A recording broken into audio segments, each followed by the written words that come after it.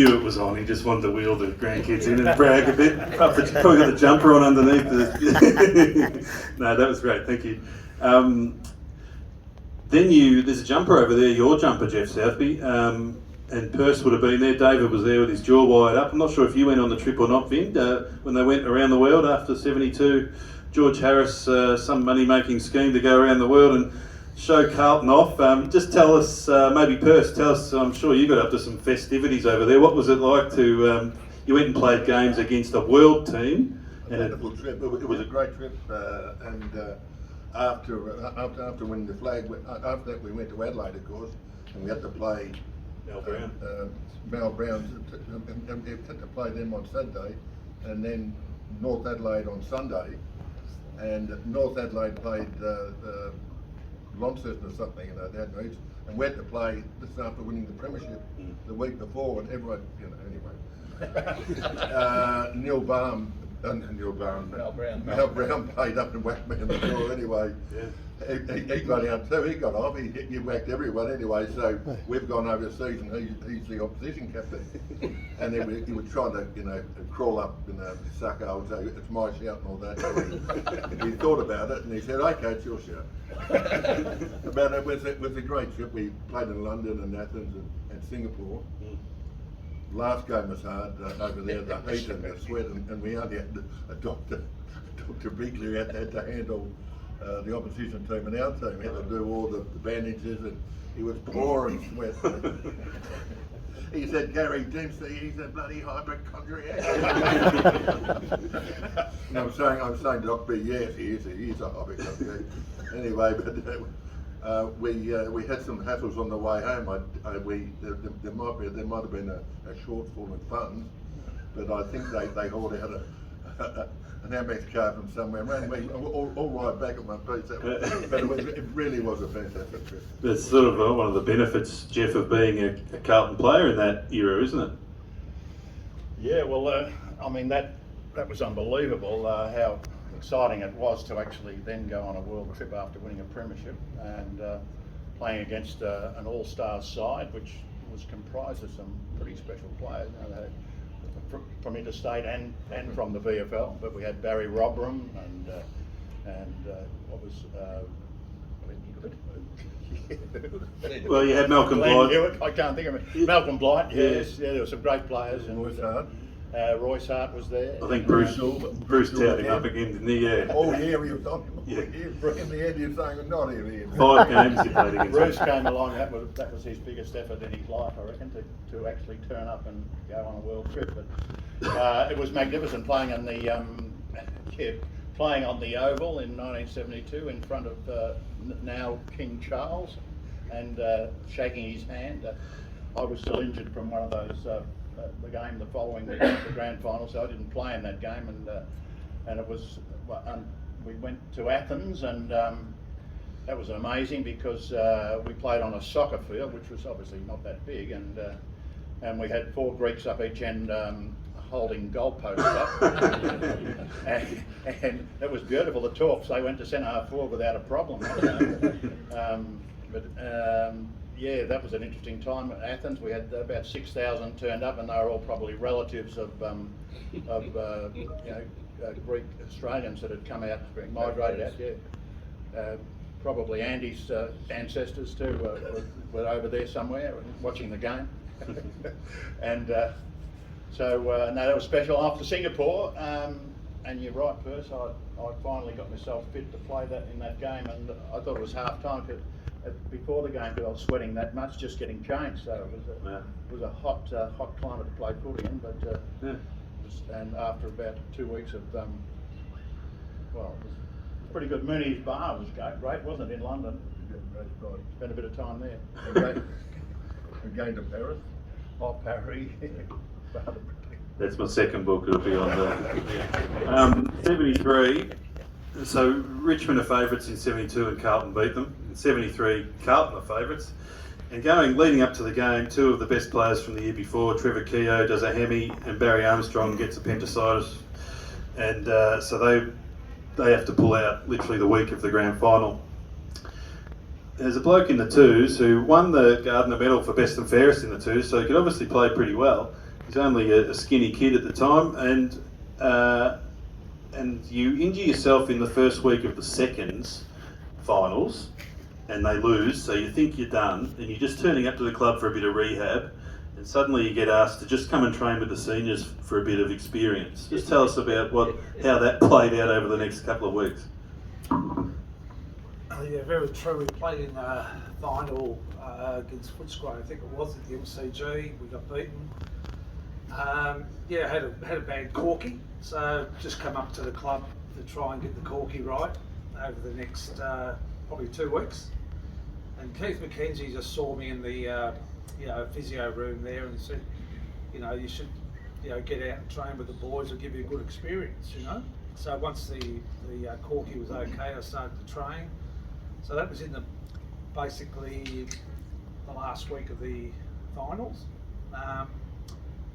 Just trained, and I remember the Thursday night. There was probably 10,000 people here training, and I can't remember exactly, but Barry Armstrong had an appendix, and I think it was that night. Was it Jeff?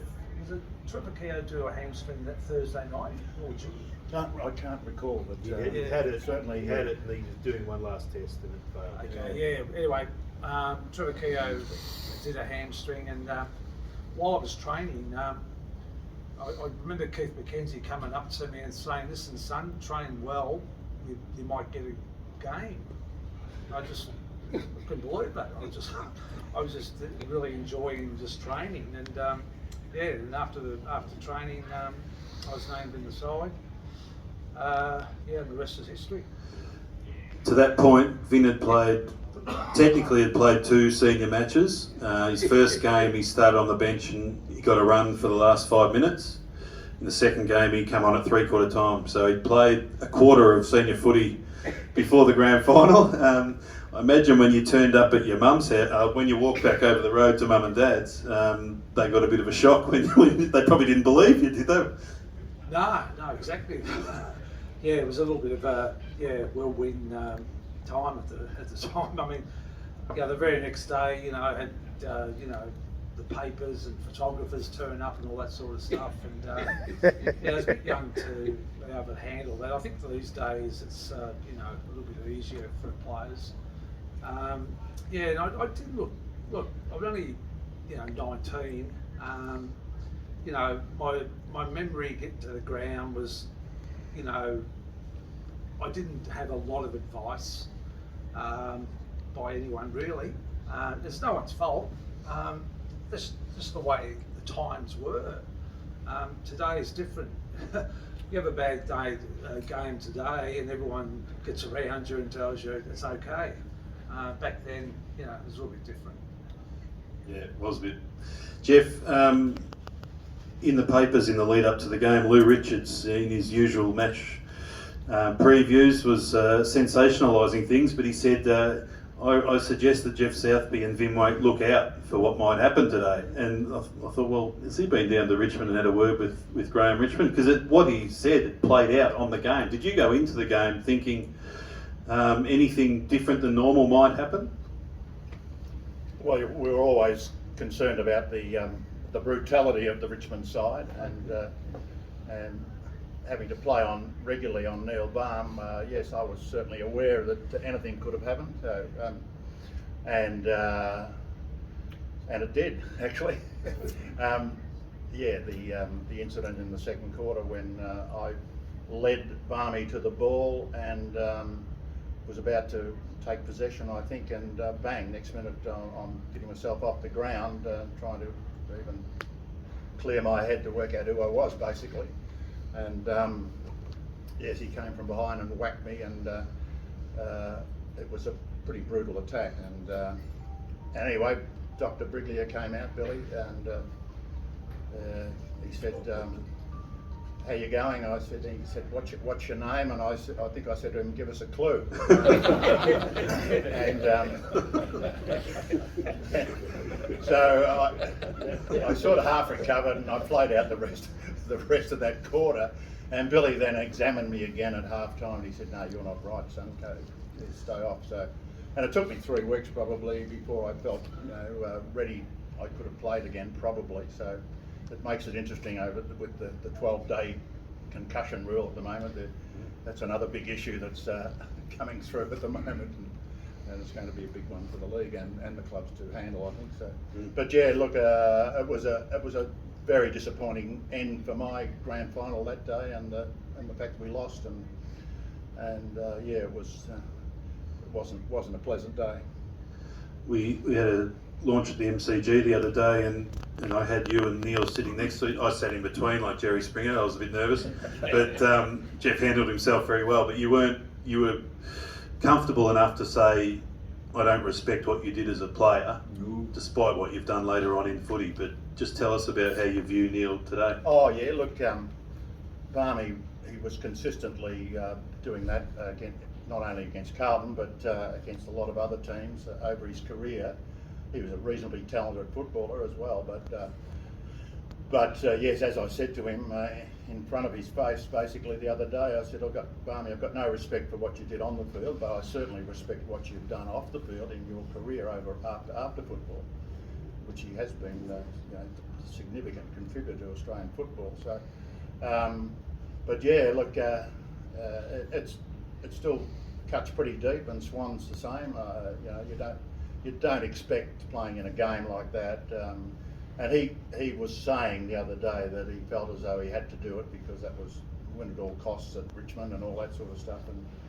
And I was disagreeing him with that. I said, my ethic was to go out and win the footy and probably help stop a player or two from kicking goals, but not win at all costs. And anyway, we disagreed on that, and but we shook hands in the end because he was under the pump there last Wednesday, Barney. He copped a bit of heat, I think, and it was like being in the confessional box for 2 hours, I think. But so, but you got to give him credit. He turned up, and there's no doubt he's got a fairly strong self-esteem, I think, hasn't he? Yeah, he's pretty good, thick skin and all that. But anyway, 50 years down, I'll probably forgive him, but I won't forget. Okay. Well said.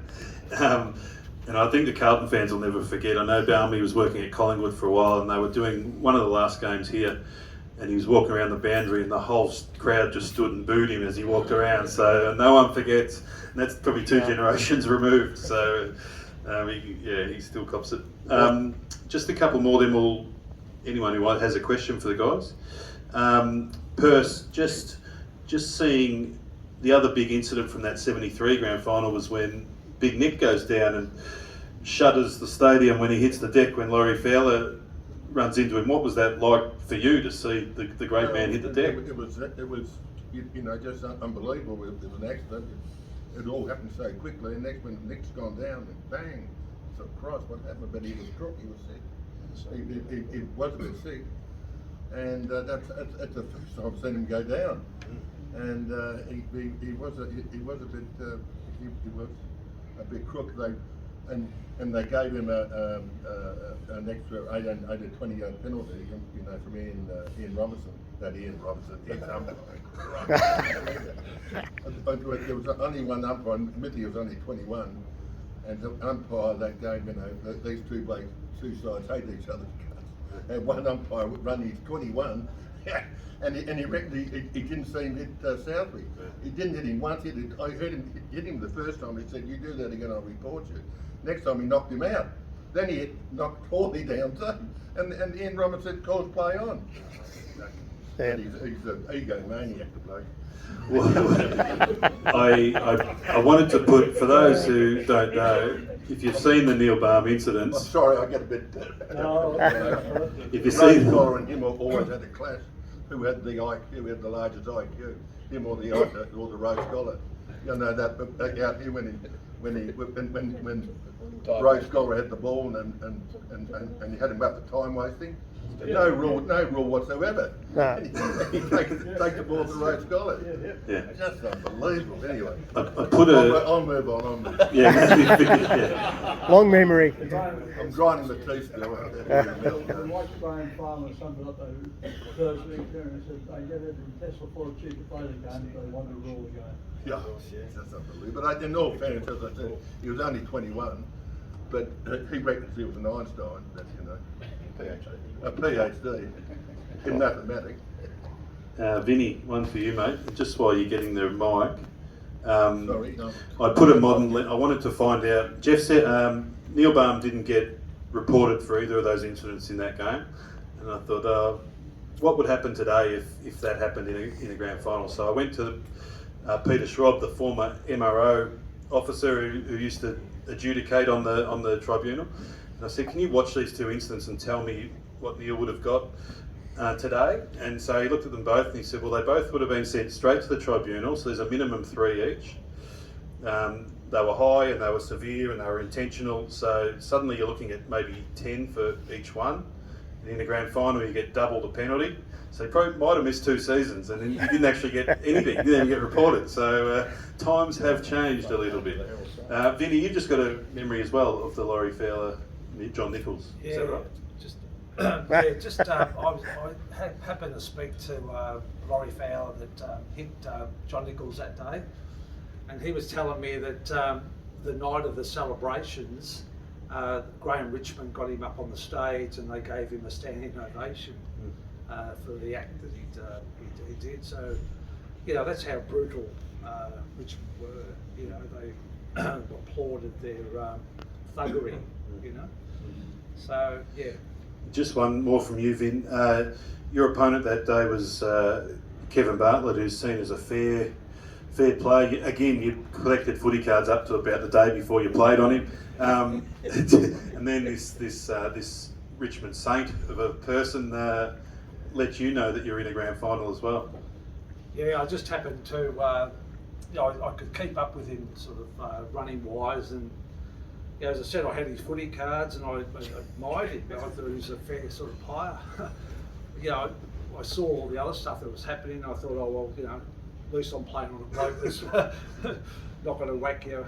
And I was running through the centre, and all of a sudden he just stopped very quickly in the middle and turned around. I was only about a foot away from him and he went whack straight in the mouth. And I thought, shit, Kevin Bartlett.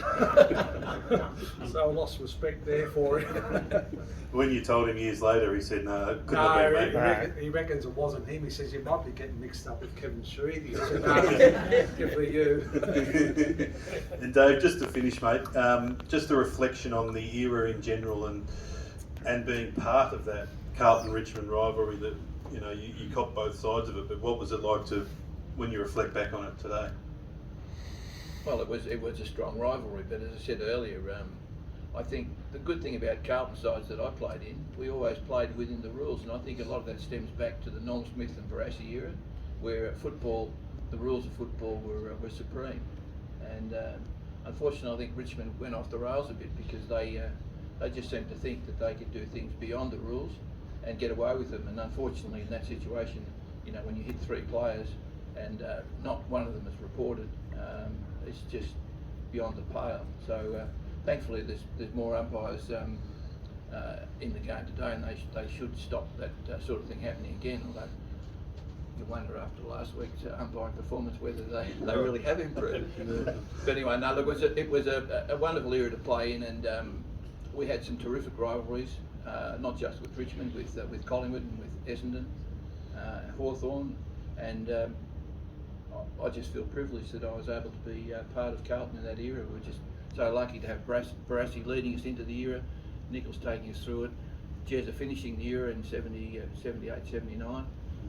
It was just a fantastic era, and as I said, I'm still sure that a lot of the things that Barassi, George Harris and George Rout introduced in those early 60s, late 60s and early 70s, stood Carlton in good stead for 2 decades after they left.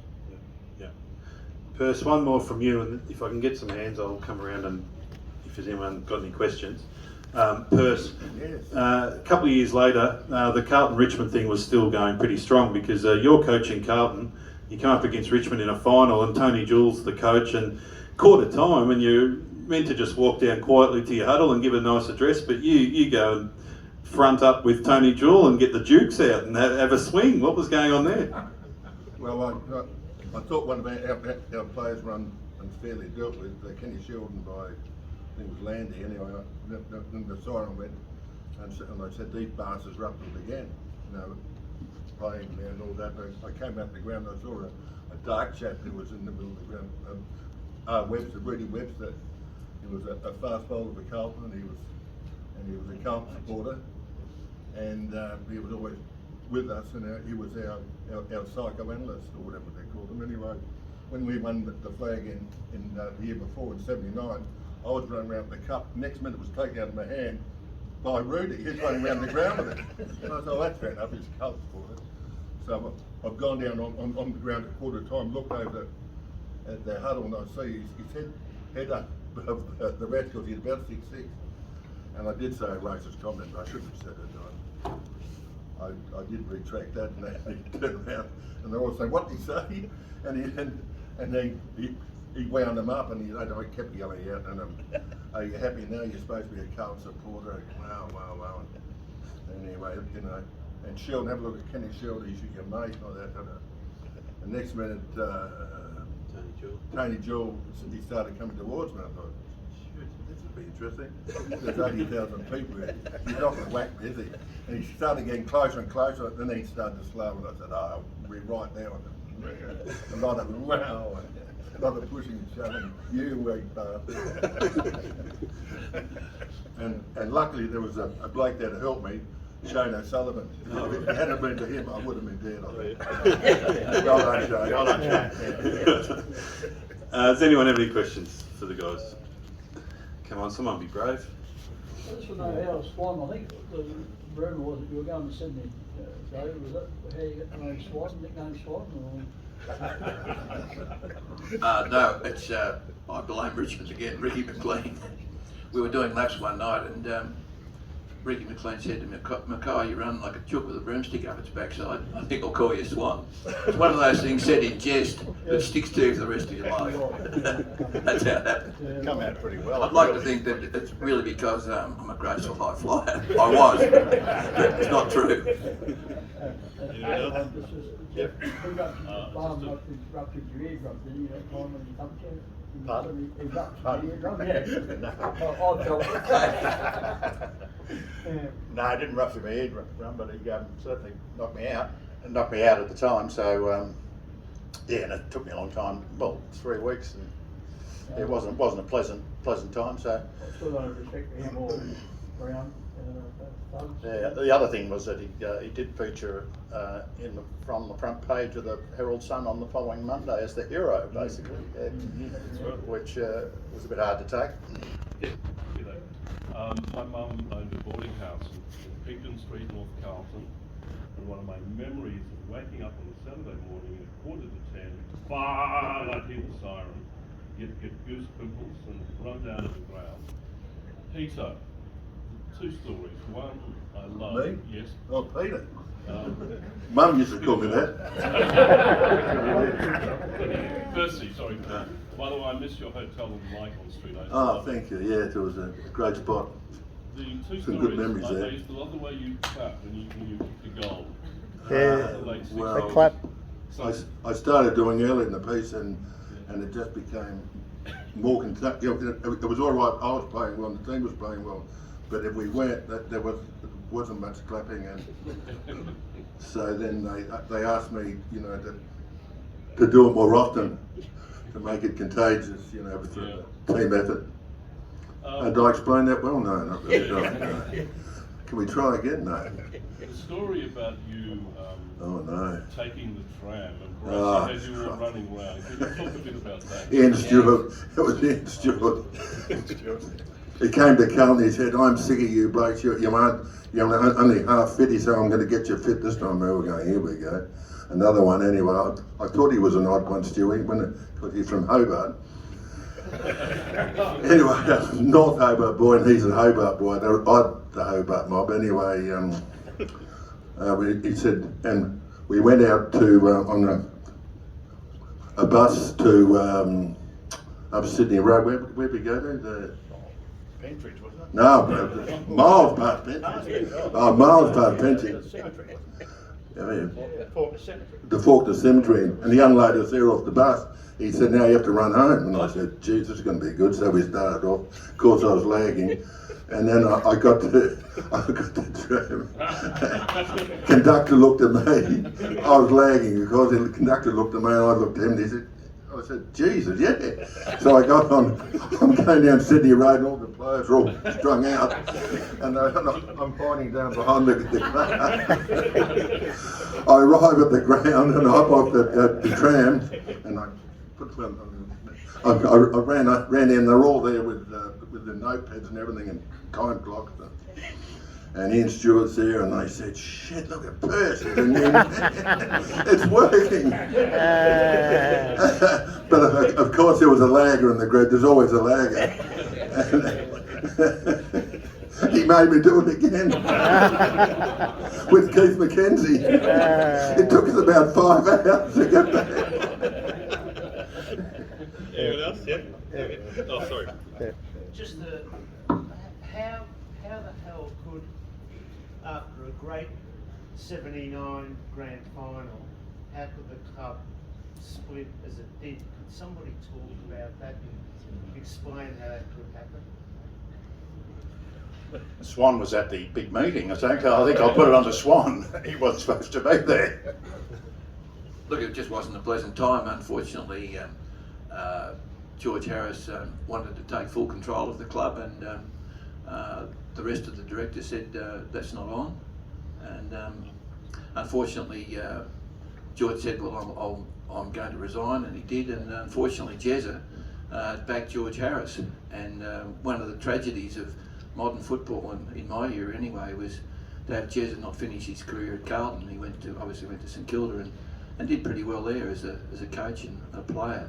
But yeah, that was a sad era to lose Jezza.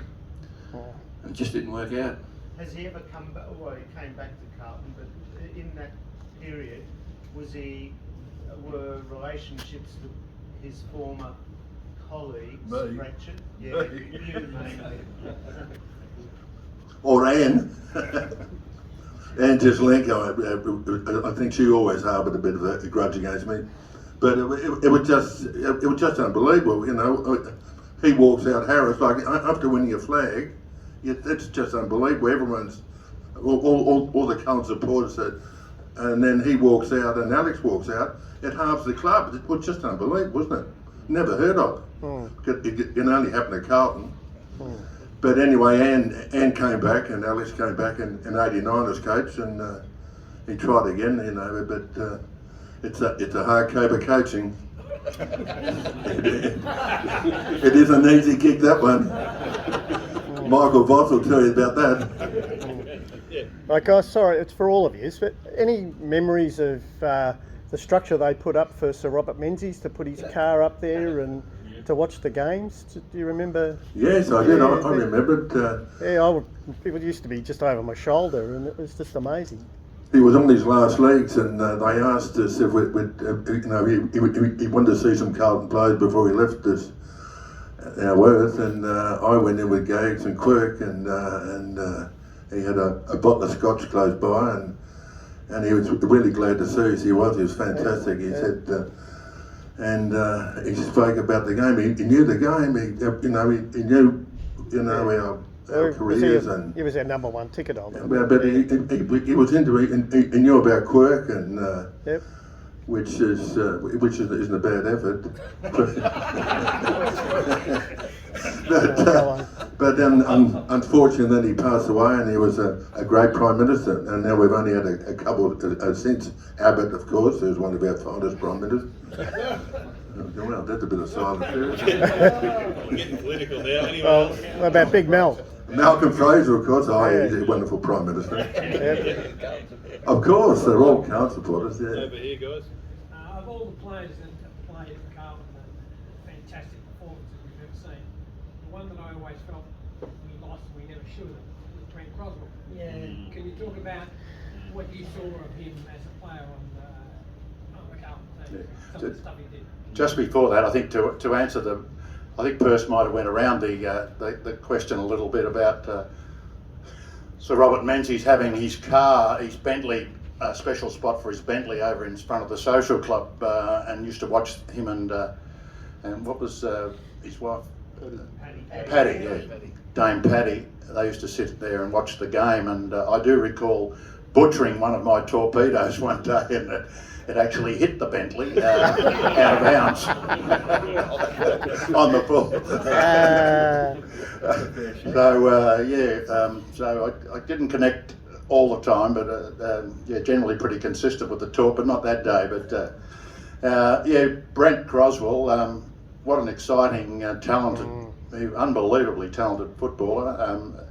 He was an interesting and a different cat all the way along, and he's had a tough time with his health over the last 25 years, with this many years or whatever his ear problem has been, and we haven't seen him at all, or very rarely over here, because he won't travel out of Tasmania at the moment. But a brilliant footballer. Yeah, we lost him. He had a love-hate relationship with Barras and with coaches too, because of the way some of the things that he would get up to. But an incredible talent, and some days when he turned it on, he was just unbeatable. Absolutely. Swan, you want to have a quick word about Crosby, because you played with him longer than I did? Well, Burst probably did longer than me, but look, he was just an incredible athlete. And one night we were doing run-throughs at training, and Brent said, "I could bet you Blake's running backwards." So, and he did. But no, he was a terrific player, and it was sad that he went to, I think, first to North Melbourne and then to Melbourne. But I think at the end of his career, his last times at Carlton, I think he did have some medical complaint, and I thought that perhaps his career was coming to an end. Yeah, and he was. I think the Carlton medicos sort of suggested that perhaps he shouldn't be playing anymore. Craig Davis did the same. He was able to get over that and went on to North Melbourne and to Melbourne. But Percy, you might know more. And Tiger, yeah, he was a wonderful athlete. When he turned up in '68, we used to head round the park, and I think the best I ever did it was about 15 minutes, and that's low. But he did it in about 8 minutes. Tiger, God, he was a fantastic athlete. But it was a shame that he left us. Well, he played in that grand final in '73, and he was one of the. I don't know what happened, but obviously they weren't happy with his performance, but to clear him to North Melbourne with all that talent, you know, and then he plays so well in their flag in '75 and '77.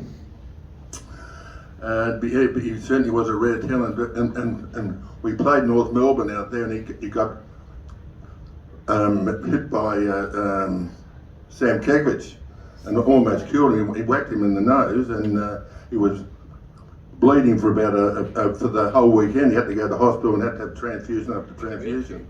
He was in a wheelchair, and after that, after he leaves Carlton, he went to North Melbourne. So it's hard to work the logic out, is it? But anyway, as we said, he's in Hobart, and he was a uni student for how many years? 11 years, wasn't he, doing an arts course at Melbourne University? But all those girls, all those students, you know. I think he had a reason to stay on there. Just one on Brent. As I said earlier, I got to know Brent quite well, and there's one moment he talks about, and Vinny can touch on this, how after the grand final, Vinny got dragged in the third quarter, and you were pretty, you'd had the high of the Friday, and you were up and about, and the family's there, and the whole suburbs behind you, and then you come off the ground and probably haven't done as well as you'd hoped you'd do, and you certainly weren't alone that day though, were you? And in the rooms after the game, you're in tears in the bath, you're inconsolable, and the only bloke, not to bag you blokes, but the only bloke who actually went over to him and sat in the bath with him was, which is a weird hygienic thing the best of times, but the only bloke who went and sat in the bath with you was Brent Croswell to pick you up. Can you explain how important that was for you? Yeah, we probably, when I started played the last 6 or 7 games in '72 in the reserves, and Brent had come back from an injury and played one of the games in the reserves, and I remember before the game he's pretty bulky, and he's running around, and he's just tight, I'll look after you and all that sort of stuff. And I really didn't even know him. Anyway, just took a bit of a shine to me, I think. And when we played, and I must have did something, and he come over and good stuff, Ty. And then from then on, I just sort of got to know him, and I ended up going to his engagement when he got engaged the first time. And I remember when we went to his engagement, there was only Craig Davis and myself there. We were the only two there. And anyway, we just sort of got on pretty well. And this day, after the grand final, I was pretty upset in the bath. And, you know, as I was told, I was, crying about, probably about my performance and, getting beaten. And I remember Brent jumping in the bath and put his arms around me and saying, "Don't worry about it, son. It's only a game of footy." And it meant a lot to me. So until this day, we're still pretty good friends. So it was very special. Maybe one more. Anyone else? We're happy? Beautiful. Gentlemen, thank you very much. They're all going to be around hopefully for a few minutes to sign some books and take some photos. Before we do that, I might even just get Andy and you guys maybe over there for a couple of photos of the group of us together, and then we can do book signing. Where do you want to do that, here or? Yep.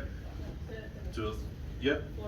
All right, we'll do that. So guys, if you want to just come and grab a couple of photos before we start, and then so thank you very much. I hope there was a few true stories amongst all that you can take, and I hope you really enjoy the book.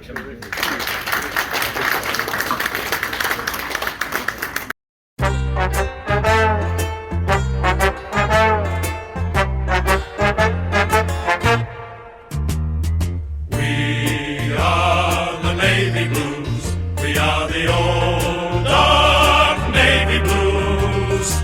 We're the team that never lets you down. We're the only team old Carlton knows. With all the champions they like to send up, we'll keep our end up, and they will know that they've been playing against the famous old dark blue.